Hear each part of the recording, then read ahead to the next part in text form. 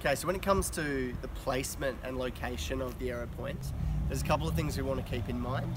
One is that ideally we don't want anyone to disturb it while the survey is taking place. So that way, make sure you place it away from pathways, roadways, anywhere where it might be disturbed by a person or a vehicle. The other thing is that we wanted to capture the best quality data possible. So there's a couple of factors to that.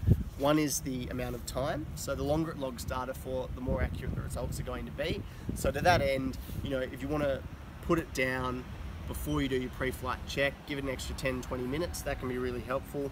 The other thing is actually where it sits. If you can imagine a 15-degree angle from the center of the AeroPoint to the clear sky, you're going to get the best data if there's nothing obstructing that imaginary 15-degree angle, say a tree or a building or some other sort of structure.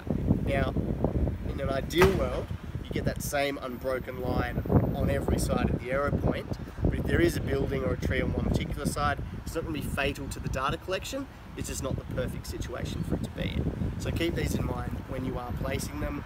Now, you've got 10 in a set, so you should really try and use as many of them as possible, and you want to spread them around the site so that they're evenly distributed around the place. You want at least one in each corner of the site and a couple in the center. So at a bare minimum, you want to be using about 6, but ideally, the more AeroPoints, the better the data.